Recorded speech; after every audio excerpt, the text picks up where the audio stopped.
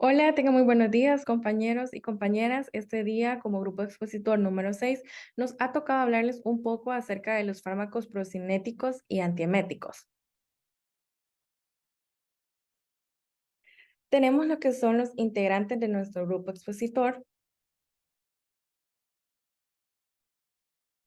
y nuestros objetivos de nuestra clase, que son primeramente la introducción a la motilidad gastrointestinal, los fármacos procinéticos y otros estimulantes de la contractibilidad del tubo digestivo. Clasificar de acuerdo al mecanismo de acción a los catártico-laxantes. Mencionar los efectos adversos y los usos limitados de los catártico-laxantes. Describir los medicamentos utilizados en el tratamiento de la diarrea. Describir y ejemplificar los laxantes de volumen y reblandecedores de las heces. Nombrar los dos principales fármacos utilizados en el tratamiento de la enfermedad intestinal inflamatoria crónica. Y por último tenemos describir la fórmula de un suero oral casero. Tenemos lo que es la introducción a la motilidad gastrointestinal como primer objetivo. Comenzamos. Motilidad gastrointestinal. El tracto gastrointestinal está en un continuo estado de contractibilidad, absorción y secreción. El regulador más importante de la función fisiológica del intestino es el sistema nervioso entérico. El sistema nervioso entérico es una amplia conexión de nervios y células gliales que constituyen la tercera división del sistema nervioso autónomo. Es la única parte del sistema nervioso autónomo realmente capaz de funcionar de manera autónoma si se separa del sistema nervioso central. El sistema nervioso entérico está situado dentro de la pared del tracto gastrointestinal y se organiza en dos redes conectadas de neuronas, fibras nerviosas y células gliales. El plexo mientérico Auerbach, que se encuentra entre las capas musculares circular y longitudinal, y el plexo submucoso Meissner, que se localiza en la submucosa. El primero, que es el plexo mientérico, es en gran parte responsable del control motor, y el segundo, que es el plexo submucoso, este va a regular la secreción, el transporte del fluido y el flujo de la sangre. Para prevenir la translocación no deseada de toxinas, los antígenos de bacterias comensales y otros componentes potencialmente patógenos del contenido luminal, se ha desarrollado una elaborada barrera intestinal, que esta barrera va a consistir en una barrera física, una barrera inmune y una barrera secretora, que incluye la secreción, también el mucus y fluidos. Los componentes secretorios e inmunes de la barrera intestinal van a estar regulados por el sistema nervioso entérico y los mecanismos regulares del sistema nervioso autónomo, que estos van a integrar el control de los componentes de la función de la barrera con los procesos digestivos en el intestino. Ahora estudiaremos lo que es la generación y la regulación de la actividad motora gastrointestinal. El sistema nervioso entérico es el responsable de la naturaleza en gran parte autónoma de la mayor parte de la actividad del tracto gastrointestinal. Esta actividad se organiza en programas relativamente distintos que responden a las aportaciones del ambiente local, del intestino, así como del sistema nervioso autónomo y del sistema nervioso central. Tenemos un pequeño esquema, el cual consiste en el programa de ayuno de la actividad motora en el intestino, el cual este se va a denominar por el MMC, que es el complejo mioeléctrico migratorio y el complejo motor migratorio. El complejo mioeléctrico migratorio, este se refiere a la actividad eléctrica y el complejo motor migratorio se refiere a las contracciones acompañantes, el cual este va a consistir en 4 actividades básicas, que son, primeramente, el estado de reposo, el incremento de las frecuencias de los potenciales de acción y de las contracciones del músculo liso, el 3, la actividad contráctil máxima, y el 4, la declinación de la actividad hacia una renovación de la fase 1. Un ciclo de MMC, es decir, de las 4 fases, toma aproximadamente entre 80 a 120 minutos. El MMC ocurre en el estado de ayuno, ayuda a eliminar desechos caudales en el intestino y limita el crecimiento de bacterias comensales luminales. El programa de alimentación Este va a consistir en contracciones de alta frecuencia de 2 a 15 minutos, que se programan por segmentos cortos, que estos van a ser propulsivos o que son irregulares y no propagadas, llamados mezcladores, el cual estos van a consistir en una serie dentro de los cuales estará la peristalsis, que es una serie de respuestas reflejas al bolo alimenticio. También tenemos lo que es el reflejo excitador ascendente, que es una causa de la contracción del músculo circular, perdón, en el lado oral del bolo.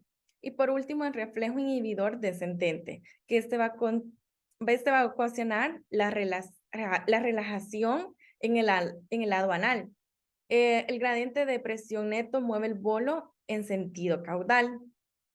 Ahora vamos a conocer un poco sobre el acoplamiento de la excitación y la contracción en el músculo liso gastrointestinal. El control de la tensión en el músculo liso gastrointestinal depende de la concentración de ion calcio intracelular. Existen dos tipos de acoplamiento de la excitación y la contracción en estas células, que son los receptores ionotropos, que estos pueden mediar cambios del potencial de la membrana que por su parte van a activar los canales de ion calcio dependientes del voltaje para provocar un influjo de ion calcio. También tenemos lo que son los receptores metatropos, que estos van a activar varias vías de señales de transducción para liberar el ion calcio desde los depósitos intracelulares, que va a ser un acoplamiento farmacomecánico. También tenemos lo que son los receptores inhibidores, que estos van a actuar a través de la proteína sinasa A y la proteína sinasa G. Y estos van a llevar a la hiperpolarización, la disminución del ion calcio citosólico y la reducción de la interacción de la actina y la miosina. Por ejemplo, el óxido nítrico puede inducir la relajación por la actividad de la vía de la guanilciclasa, GMP cíclico y la apertura de varios tipos de canales de sodio. Conoceremos acerca de los trastornos funcionales y de la motilidad intestinal. Los trastornos de la motilidad gastrointestinal son un grupo heterogéneo de afecciones. Los trastornos más comunes de la motilidad incluyen acalasia del esófago, gastroparesia, HERD, pseudoobstrucción intestinal, estreñimiento, enfermedad de Hirschsprung, disfunción anorrectal y otras. Esos trastornos pueden ser congénitos, idiopáticos o secundarios a enfermedades sistémicas, por ejemplo, diabetes mellitus o esclerodermia. Los trastornos de la motilidad también suelen incluir las afectaciones funcionales gastrointestinales, tales como IBS, dispepsia funcional y dolor torácico no cardíaco. En el objetivo número 2 tenemos los fármacos procinéticos y otros estimulantes de la contractibilidad del tubo digestivo. Los agentes procinéticos son medicamentos que mejoran de forma coordinada la motilidad y el tránsito del material del tracto gastrointestinal. Estos agentes parecen mejorar la liberación de neurotransmisores excitadores en la unión del nervio y el músculo, sin interferir con el modelo fisiológico normal y el ritmo de la motilidad. Tenemos los antagonistas del receptor de la dopamina. Los antagonistas del receptor de la dopamina son efectivos como agentes procinéticos. Ellos tienen la ventaja adicional de aliviar las náuseas y los vómitos por el antagonismo de los receptores de la dopamina en la CTZ del tallo cerebral, los cuales son la metoclopramida, la domperidona. Ahora, de una manera más detallada, tenemos la metoclopramida, que su mecanismo de acción es el agonismo del receptor 5-HT4, antagonismo vagal y central de la 5-HT3, posible sensibilización de los receptores muscarínicos en el músculo liso, antagonismo del receptor de la dopamina. Su absorción, distribución, metabolismo y extracción. Este se va a absorber rápidamente después de la ingestión oral. Se somete a la conjunción con sulfato y glucurónico por el hígado. Se excreta principalmente en la orina con un tiempo medio de 4 a 6 horas. La duración de la acción es de 1 a 2 horas y sus usos terapéuticos indicada para pacientes con gastroparesia Inyección de metoclopramida se usa como medida complementaria en procedimientos médicos como la endoscopía superior o la radiografía de contrastes del tracto gastrointestinal. También tenemos la domperidona, que su mecanismo antagoniza predominantemente el receptor D2, sin mayor participación de otros receptores, pero por lo demás su mecanismo de acción es similar al fármaco anterior. Se absorbe rápidamente y produce concentraciones máximas en 30 minutos, tiene un tiempo medio de 7 horas, se excreta en las heces y en la orina. Este tiene una actividad procinética moderada en dosis de 10 milímetros 3 veces al día. No atraviesa fácilmente la barrera hematoencefálica para causar efectos secundarios extrapiramidales. Eficacia limitada en niños y existe un mayor riesgo de arritmias ventriculares graves, incluida la muerte súbita cardíaca. Ahora tenemos los agonistas del receptor de la serotonina. La serotonina 5-HT desempeña un rol importante en la función normal, motora y secretora del intestino. De hecho, más del 90% del total de la 5-HT en el cuerpo existe en el tracto gastrointestinal. La 5-HT desencadena el reflejo peristáltico mediante la estimulación de las neuronas sensoriales intrínsecas en el plexo mientérico a través de los receptores 5-HT1 y 5-HT4, así como las neuronas sensitivas vagales y espinales intrínsecas.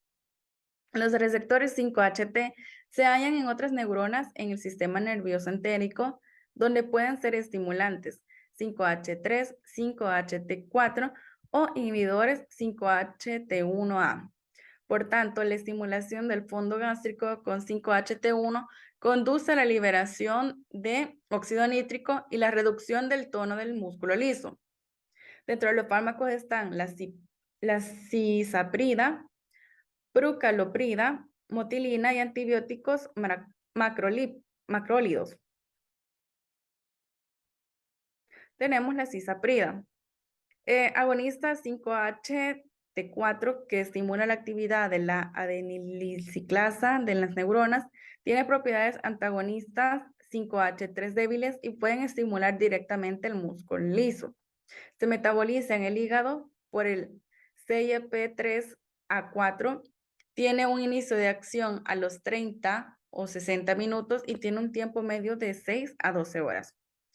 Sus usos terapéuticos en pacientes con HERN, gastroparesia, pseudoobstrucción intestinal, estreñimiento crónico, refractario intenso. Está contraindicada en pacientes con antecedentes de intervalo QT prolongado, insuficiencia renal, arritmias ventriculares, entre otras. Ahora tenemos la prucaloprida, que es un agonista específico del receptor 5-HT4 que facilita la neurotransmisión colinérgica. Actúa a lo largo del intestino, aumentando el tránsito oral secal y el tránsito colónico, sin afectar el vaciamiento gástrico en voluntarios sanos. Tiene un tiempo para alcanzar una acción máxima de 2 a 3 horas y un tiempo medio de 24 horas. Se va a excretar en la orina y está aprobada o se usa en mujeres con estreñimiento crónico en quienes los laxantes no brindan ningún alivio adecuado. También en las náuseas, la diarrea, el dolor abdominal y los dolores de cabeza son efectos adversos comunes. Seguimos con otro fármaco que es la motilina y antibióticos macrólidos.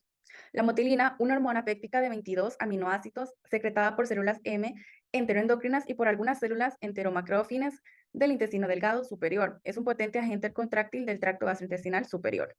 La eritromicina tiene múltiples efectos sobre la motilidad del tracto gastrointestinal, lo que aumenta la presión esofágica inferior y estimula la contractilidad gástrica y del intestino delgado. La eritromicina se metaboliza por desmetilación en el hígado por el CYP3A4. El tiempo para la acción máxima es aproximadamente de 0.5 a 2.5 horas. Tiene un tiempo medio de 2 horas y se excreta principalmente en las heces. Este se usa en pacientes con gastroparesia diabética, donde puede mejorar el vaciamiento gástrico a corto plazo. La taquifilaxia a la eritromicina y los posibles efectos secundarios limitan su uso en el tratamiento de la gastroparesia.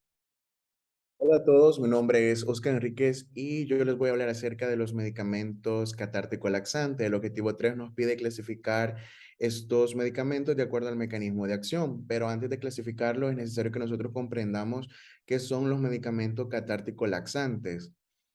Muchas veces nosotros utilizamos el término laxante, catárticos, purgantes, aperientes y también evacuantes de una manera igual, cuando referimos a de tomarnos un laxante para poder ir al baño, ¿verdad? Muchas veces decimos, ah, tómate un purgante, pero realmente estos términos a veces son mal usados porque en este caso una laxación y una catarsis no van a ser lo mismo. ¿Cuándo va a ser una catarsis? Bueno, según nuestro libro, ¿verdad? De Goodman nos dice que una catarsis va a ser la evacuación de material fecal no formado y que generalmente va a ser acuoso, mientras que la laxación va a ser la evacuación del material fecal, pero este material ya se encuentra formado en el recto. Ahora bien, vamos a estudiar qué es un fármaco catártico. Un fármaco catártico no es muy diferente a lo que acabamos de decir. Es una sustancia que va a acelerar la defecación, pero que esta defecación se va a producir mediante la evacuación del material fecal no formada. ¿Qué quiere decir?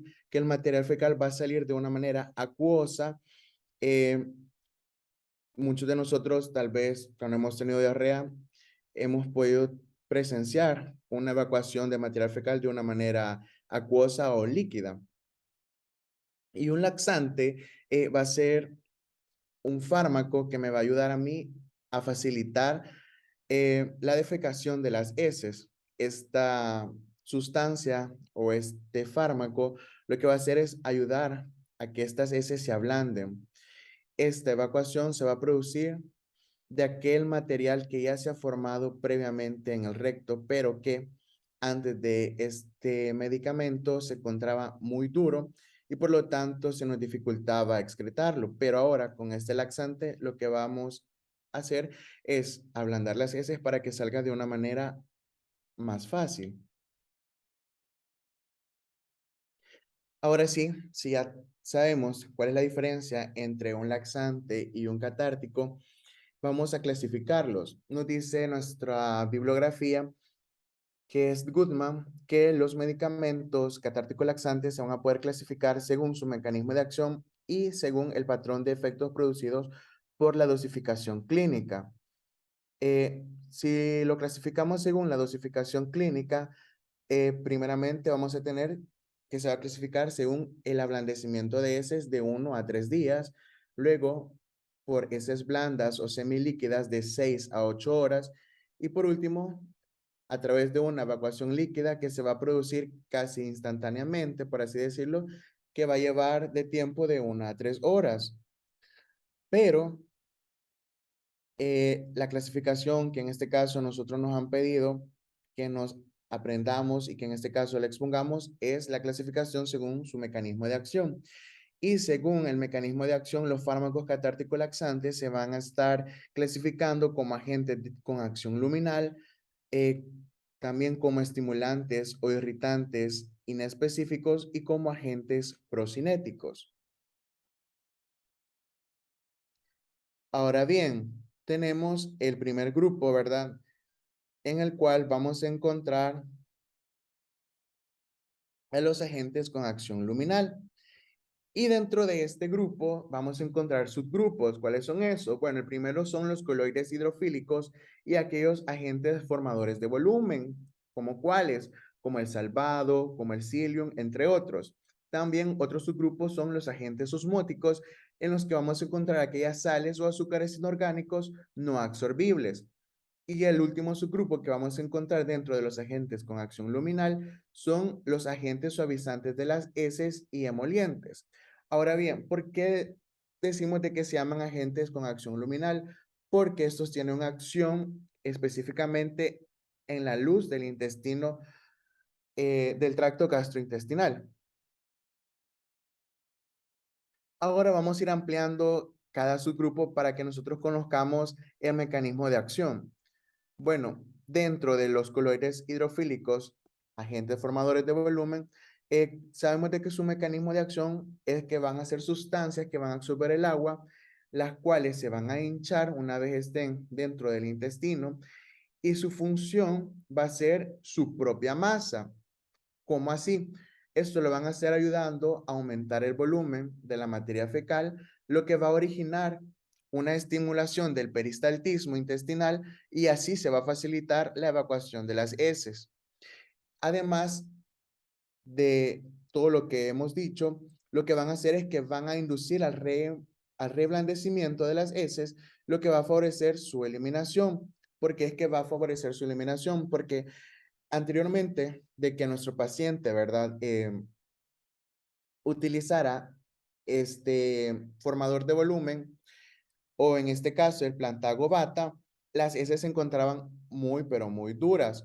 Entonces, para ayudar a nuestro paciente a que su intestino pueda ablandar las heces, vamos a dosificar o vamos a recomendarle que se tome, ya sea vía oral, el plantago bata, ya sean 3,5 gramos a 10,5 gramos al día, o metilcelulosa, eh, que son cápsulas de 500 miligramos, vamos a hacer de que nuestro paciente comience a dosificarse para que las heces se vayan reblandeciendo y así sea más fácil su excreción. Es muy importante decir de que el efecto no va a ser inmediato. Lo que nosotros queremos es ayudar a que el tránsito gastrointestinal pues mejore. Entonces, en este caso de los formadores de volumen, la acción no va a ser inmediata, sino que se va a comenzar a ver su efecto a partir de las 3 semanas. Luego tenemos lo que son los agentes osmóticos. Los agentes osmóticos lo que van a hacer es que su mecanismo de acción es que son solutos de escasa absorción que van a ejercer una atracción osmótica del agua hacia la luz intestinal. Estos fármacos lo que van a hacer es que me van a traer hacia la luz intestinal agua para que nuestras heces que se encuentran muy duras o duras se vayan reblandeciendo, o sea, que se hagan más blandas. ¿Y cómo lo van a hacer? Cuando el agua llega a nuestro intestino o al tracto gastrointestinal, lo que hace es aumentar el volumen. ¿Para qué? Para producir una distensión de la luz en el colon e incrementar el peristaltismo intestinal. Ahora bien, ¿en qué me va a favorecer? Va a favorecerme estos agentes osmóticos a que avance y así la eliminación del bolo fecal se dé por completo o en su mayor parte, debido al alto contenido de agua que ha logrado la atracción de estos solutos. Eh, es muy importante que ustedes conozcan de que estos agentes osmóticos se están clasificando en dos grupos. El primero que son el grupo salino y el segundo que son los no salinos. En los no salinos vamos a encontrar los fosfatos, los hidróxidos, los citratos y también los sulfatos. ¿Cómo se van a estar administrando estos fármacos, doctores? Bueno, estos fármacos se van a estar administrando por vía oral, transcurriendo entre 1 y 6 horas hasta producir su efecto. Y también lo podemos administrar a través de la vía rectal y a través de esta vía van a estar actuando de una manera más rápida, ya sea de 2 a 15 minutos. Es importante, ¿verdad? Recalcar que por su rápido efecto, están indicados cuando se precisa un vaciamiento rápido del intestino, ya sea para una cirugía no rectal o después de pruebas radiológicas, también para la encefalopatía hepática. Es muy importante que aclaremos de que no debe administrarse en casos de insuficiencia renal ni tampoco en casos de obstrucción intestinal. El otro grupo es el no salino. En el no salino tenemos lo que son los hidratos de carbono no absorbibles que poseen una capacidad osmótica y resisten a la digestión. Es importante decir de que estos no salinos también se van a estar subdividiendo ¿Cómo se van a estar subdividiendo, doctores? En derivados de azúcares y en glicerina. Los derivados de azúcar van a estar ejerciendo su acción osmótica a nivel del colon, ¿verdad? Y van a producir su efecto estimulante en la pared intestinal. Este efecto, ¿verdad? Lo van a estar haciendo o se va a hacer notar de 2 a 3 días. Uno de las dosis que se recomienda es de 15 a 30 mililitros por día y están indicados en los casos de estreñimiento crónico, en enfermos que se encuentran en cama, o sea que se les hace difícil, ¿verdad?, ponerse de pie, y en situaciones donde se requiere una defecación, donde las personas no tengan que hacer mayor esfuerzo. Y el otro es la glicerina. En la glicerina la acción es debida a la combinación de la actividad higroscópica propia de la glicerina que va a atraer el agua a la zona rectal, aumentando así el volumen de las heces. ¿Para qué, doctores? Para que sea evacuado de una manera mucho más fácil. Luego, siempre siguiendo aquellos que van a actuar a nivel de la luz intestinal, tenemos el otro grupo que sería ya los agentes suavizantes de las heces y los emolientes. Estos agentes suavizantes de las heces y emolientes actúan como agentes tensioactivos aniónicos que van a favorecer la mezcla del componente graso de las heces con el componente hidrófilo. ¿Cómo lo van a hacer? Bueno, van a ablandar y van a lubricar a la misma vez el bolo fecal, o sea, las heces. La administración de estos fármacos va a aumentar también los niveles intracelulares del AMP cíclico y va a alterar la permeabilidad de las células del colon.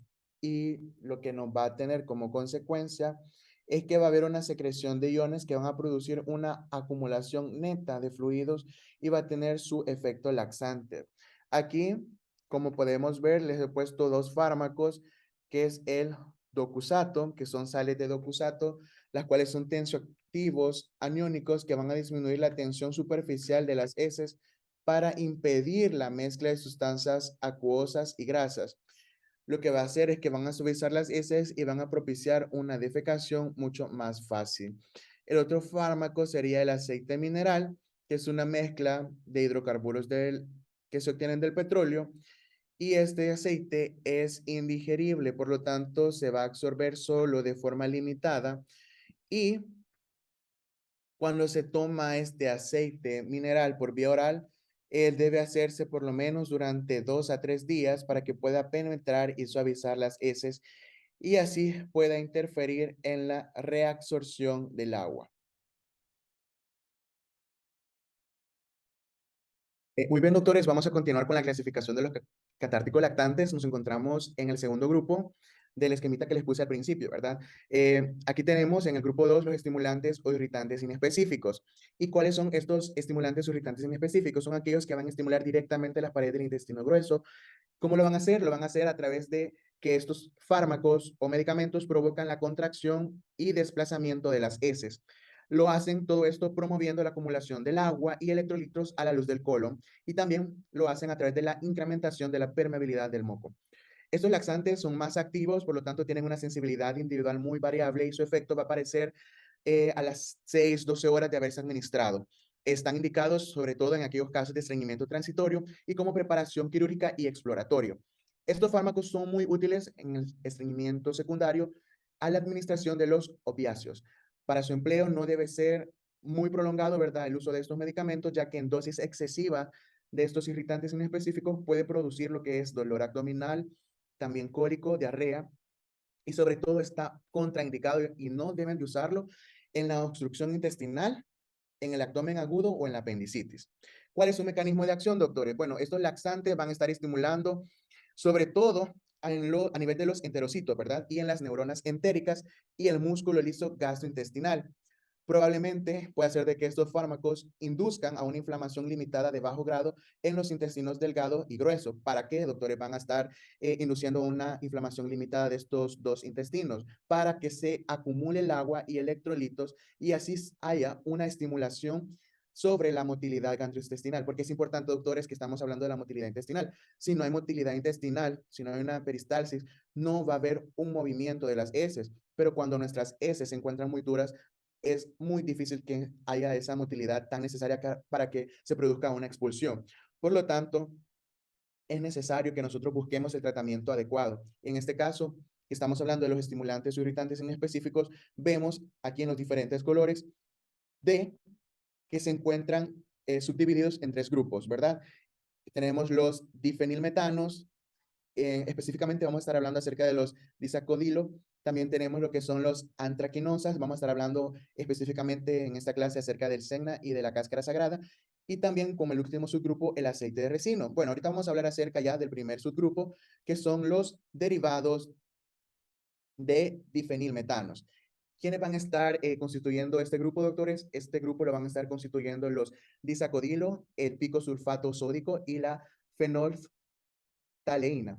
Eh, Vemos aquí estos dos fármacos, como ya les había mencionado, que son el disacodilo. Este va a estar actuando, estimulando de forma refleja el movimiento peristáltico a través de la irritación de la mucosa colónica y rectal. Como les mencionaba antes, es muy importante el peristaltismo. ¿Por qué? Porque a través del peristaltismo se va a estar dando la motilidad intestinal, que me va a ayudar a que, doctores, a que las heces sean evacuadas.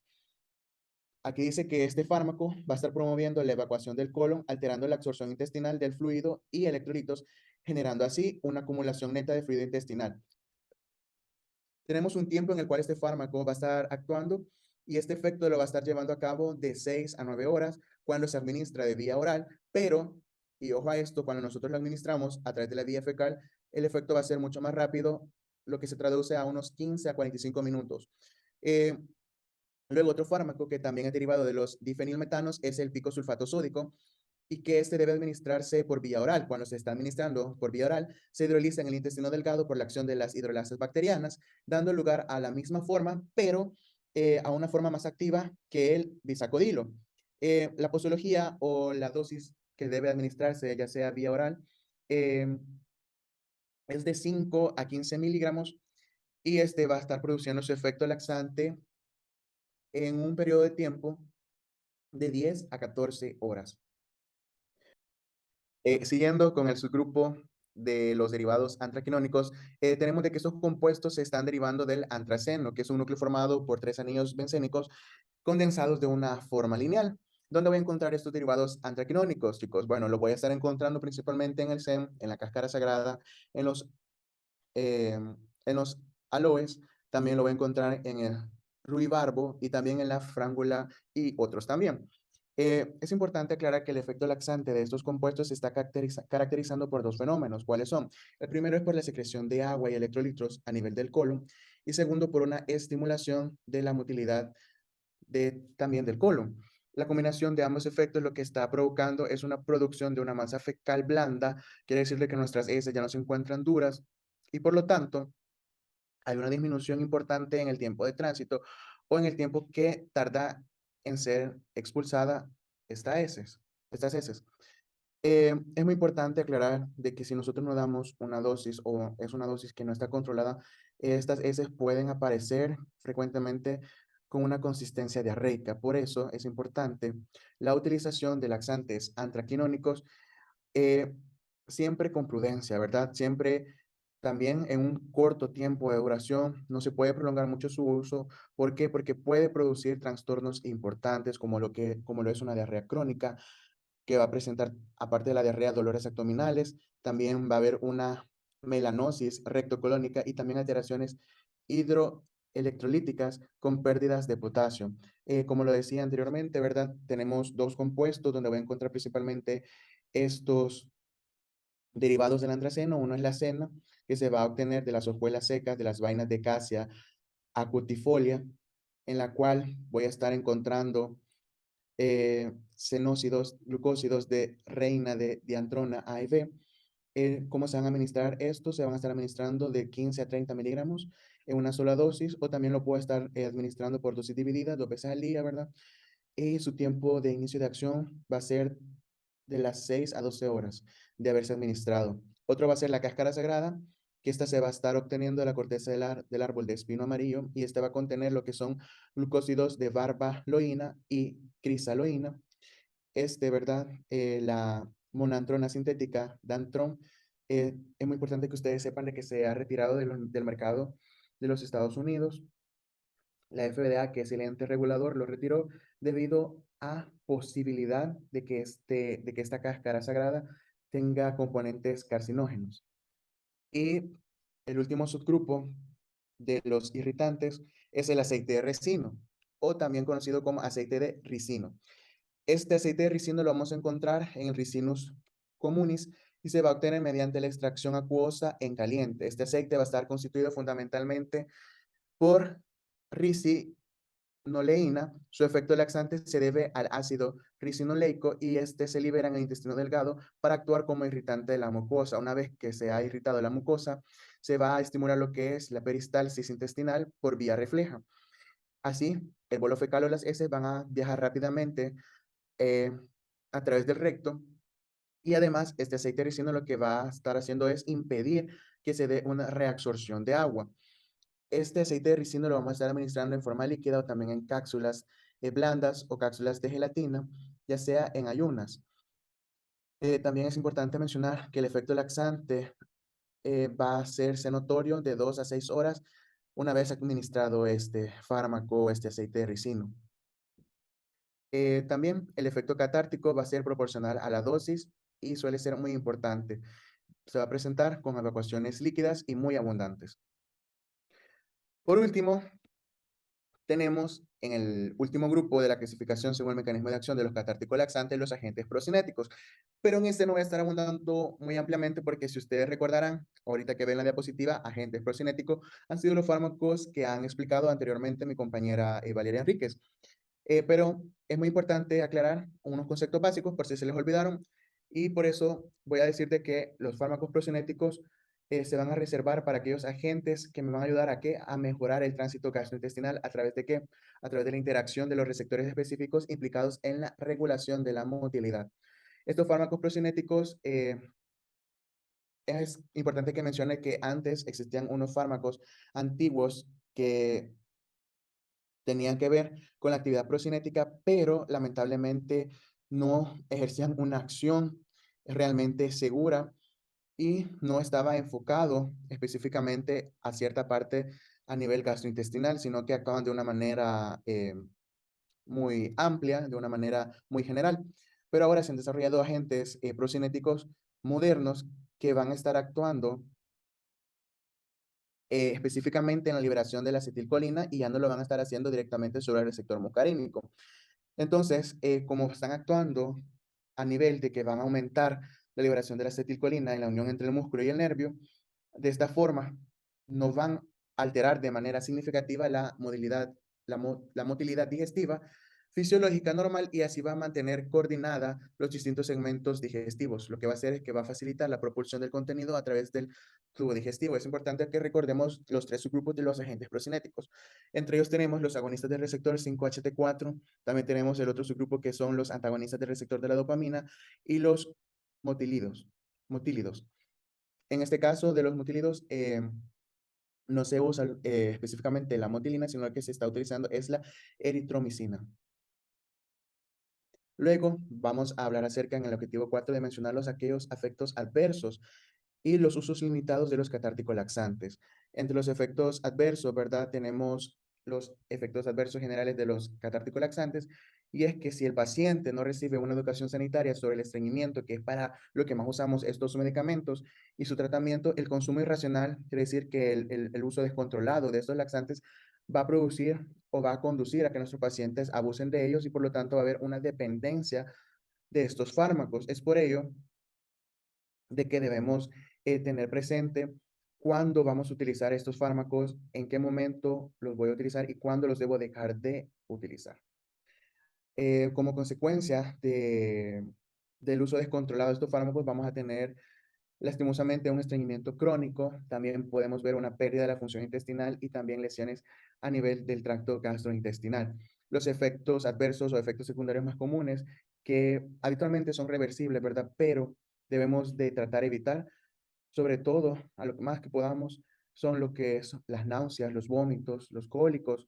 También vamos a ver como efecto adverso la diarrea, flatulencia, alteraciones hidroelectrolíticas, como lo es la pérdida del potasio y la pérdida del sodio. Va a haber también una deshidratación por esa pérdida de electrolitos. También puede haber un cuadro de mala absorción. Es por eso de que debemos controlar, ¿verdad? El uso, también regularlos. No lo voy a utilizar yo un laxante solamente porque no he ido al baño, digamos, el día de ayer, sino que lo debo utilizar cuando realmente sea necesario. Bueno, y por último vamos a estar hablando acerca de los usos limitados de los laxantes. ¿Por qué hablamos de usos limitados de los laxantes? Porque no siempre que usted tenga dificultad para defecar, quiere decir de que usted se va a tomar un laxante. Claro que no. El uso de los laxantes es muy limitado en casos específicos que se necesiten.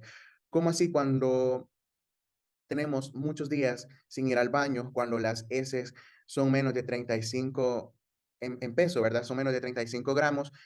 Eso es un indicativo de que puede haber un estreñimiento, por lo tanto, hay una dificultad para poder excretar todo el material fecal.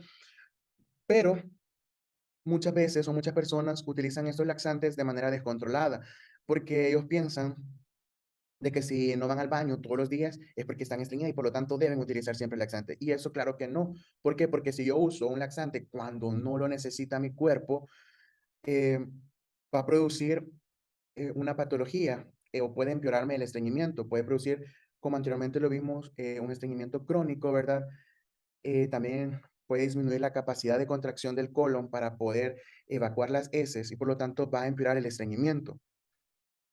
También es muy importante mencionar de que el uso de laxante en menores de 6 años está contraindicado y solamente se puede utilizar si el médico lo indica. Si el médico no lo indica, usted no vaya a andar recomendando laxantes si tiene un primito o un hermanito, ¿verdad? De que no puede ir al baño, siempre debe de acudir al médico. ¿Por qué? Porque los efectos de estos laxantes en niños eh, no lo conocemos porque tienen un metabolismo diferente. También durante el embarazo se recomienda siempre consultar al médico antes de utilizarlo, no porque sea malo, sino porque no todos los laxantes son los mejores o los más convenientes cuando una persona se encuentra encinta o cuando se encuentra embarazada. Los más recomendados, ¿verdad? O que se pueden recomendar son los laxantes formadores de volumen o formadores de masa y aquellos que son ablandadores de las heces. ¿Por qué? Porque esos son más seguros. Pero también hay unos laxantes que no se recomiendan mucho porque pueden llegar a ser perjudiciales, como lo son los laxantes estimulantes. También es importante mencionar sobre el abuso de los laxantes, y es que el abuso de los laxantes es un problema muy común y prácticamente del 10% al 60% de los pacientes que tienen problemas con trastornos de la alimentación, que son aquellos pacientes que presentan bulimia, anorexia nerviosa, son los que más utilizan estos medicamentos. ¿Por qué? Porque estas personas lo utilizan, ¿verdad? Como ayudantes para el control del peso. O sea, porque estas personas no quieren subir de peso, entonces comienzan a tomar laxantes o aquellos alimentos que tienen un efecto catártico laxante. También es importante que recalquemos que hay un abuso de estos medicamentos por aquellos pacientes que han estado en tratamiento con laxantes y que continúan utilizando hasta que su intestino se vuelve relativamente refractorio. ¿Qué quiere decir esto, doctores? Quiere decir de que de tantos laxantes o del uso continuado de laxantes que consume una persona, a veces se vuelve refractorio, que el intestino a veces ya ni lo detecta, por lo tanto hay que incrementar la dosis. Y muchas veces estas personas suelen asumir de forma errónea de que, como lo mencionaba antes, la evacuación debe ser diaria y por lo tanto consumen estos laxantes para mantenerse en estado sano. Pero, como lo hemos visto durante el desarrollo del contenido de los catárticos laxantes, esto es más contraproducente que para beneficio del paciente. Hasta aquí con mi parte, sigue la compañera.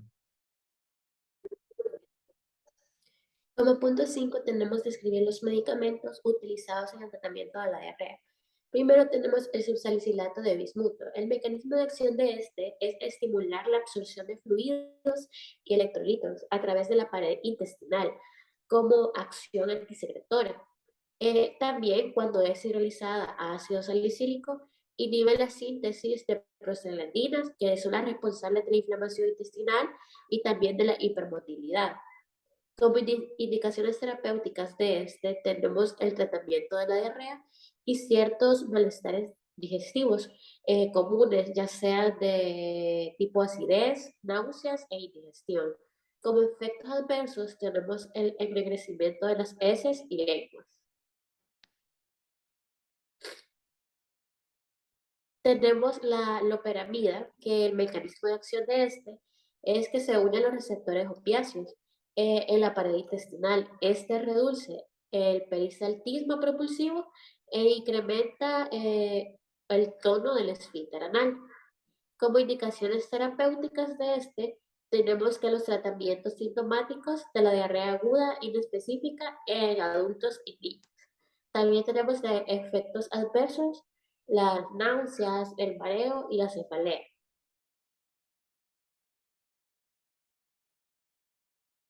Como punto 6, tenemos describir y ejemplificar los laxantes de volumen y los reblandecedores de las heces. Los pacientes a veces usan el término estreñimiento no solo para la disminución de la frecuencia, sino también para la dificultad de la iniciación o del paso firmes o de pequeño volumen a una sensación de evacuación incompleta. Tenemos los laxantes formadores de volumen, que esto está el salvado, que es el residuo que queda cuando la harina está hecha de granos de cereal, que contiene más del 40% de fibra dietética. El salvado de trigo con su alto contenido de lignina es más eficaz para aumentar el peso de las heces, una dosis de 1 a 3 gramos hasta 3 veces al día. Las frutas, verduras, contienen más pectina y hemicelulosa, que estas son fácilmente fermentables y pueden producir menos efecto en el tránsito de las heces. También tenemos las preparaciones de psyllium, que estas son derivadas del platago. Es un componente que tiene muchos productos comerciales para el estreñimiento. La cáscara de psyllium puede contener una muciloide hidrófila que se puede someter a una cierta fermentación significativa en el colon, lo que puede llevar a un aumento de la masa bacteriana del colon. La dosis habitual puede ser de 2.5 a 4 gramos. Esto quiere decir de 1 a 3 cucharitas llenas en 250 ml de jugo de frutas, que debe aumentarse hasta alcanzar el objetivo deseado. También tenemos la metilcelulosa, que esta se puede dar de 2 gramos 3 veces al día. Como agentes suavizantes de ese y emolientes tenemos el ducosato, que las sales de docusado son tensioactivos, aniónicos que pueden disminuir la tensión superficial de las heces para permitir la mezcla de sustancias acuosas. Y grasas, también estas pueden suavizar las heces y pueden propiciar a una defecación más fácil. Estos agentes también pueden estimular la excreción de líquido intestinal y electrolíticos. Esto es posiblemente para aumentar el AMP cíclico de la mucosa y también pueden alterar la permeabilidad de la mucosa intestinal. El glucosato sódico se puede dar de 240 miligramos por día. Se tolera bien, pero tiene una cierta eficacia secundaria en la mayoría de los casos de estreñimiento. También tenemos el aceite mineral, que el aceite mineral es una mezcla hidrocarburos linfáticos obtenidos del petróleo. Este aceite puede ser indigerible y se puede absorber de una forma limitada. Cuando se toma aceite mineral por vía oral de 2 a 3 días, este puede penetrar y puede suavizar las heces, puede interferir con la reabsorción de agua y los efectos secundarios del aceite mineral pueden impedir su uso regular e incluye la interferencia con la absorción de sustancias liposolubles, ya puede ser la vitamina. La provocación de reacciones a cuerpos extraños en la mucosa intestinal y otros tejidos, la fuga de aceite más allá del esfínter anal, también puede. Como punto número 7, nombrar los dos principales fármacos utilizados en el tratamiento de la enfermedad intestinal inflamatoria crónica. En este caso tenemos al grupo de los corticoides, que los corticoides, también conocidos como corticosteroides, glucocorticoesteroides o esteroides son fármacos que actúan regulando la respuesta del sistema inmunitario y disminuyendo la producción celular de sustancias que provocan inflamación intestinal. El primer inconveniente de estos medicamentos son los numerosos efectos secundarios sistémicos que producen, sobre todo si se utilizan durante largos periodos. Por eso su uso se limita solo durante los brotes de la enfermedad y nunca como tratamiento de mantenimiento. Así también se usan para disminuir la inflamación del intestino durante los brotes. Hay algunos pacientes que no responden a corticoides, que estos son unos corticorefractarios, o dependen de su administración continua, que son corticodependientes, lo que implica que una suspensión o una bajada de la dosis de corticoides puede conducir a un empeoramiento o aparición de la enfermedad. Asimismo, se habla de la sulfasalazina y la mesalazina. La primera se presenta en comprimidos para tomar por boca, lo cual es vía oral. Se recomienda administrar con alimentos para mejorar la tolerancia. Actualmente apenas se utiliza, dado el numeroso de efectos secundarios que puede ocasionar, salvo en algunos casos con afectación reumatológica moderada. En el caso de la mesalazina, puede encontrarse en forma de comprimidos y granulados para tomar por boca, vía oral también, y en forma de enema, espuma rectal o supositorios para la administración en el recto a través del ano, que es vía rectal. Estos dos son considerados como antiinflamatorios tópicos, es decir, que disminuyen la inflamación a su paso por el intestino. Se utilizan para el tratamiento de los brotes, ya sea en fase aguda, y para la prevención de recaídas, que es una fase de mantenimiento. Fundamentalmente en los casos de colitis ulcerosas, de algunas formas o localizaciones de lo que es la enfermedad de Crohn. Como siguiente punto, el punto número 8, acá lo que nos pide es describir la fórmula de un suero oral casero. Lo que lleva es 1 litro de agua hervida, 2 cucharadas soperas de azúcar, media cucharada de bicarbonato, media cucharada de sal, 1 taza de zumo de limón. En cuanto a su preparación, será tan fácil como mezclar todos estos ingredientes en una jarra, revolviendo la mezcla con una cuchara larga. Después de esto, ya podrá empezar a ingerir el suero casero. Acá es muy importante que se sepa que la durabilidad de este suero es como máxima de 24 horas.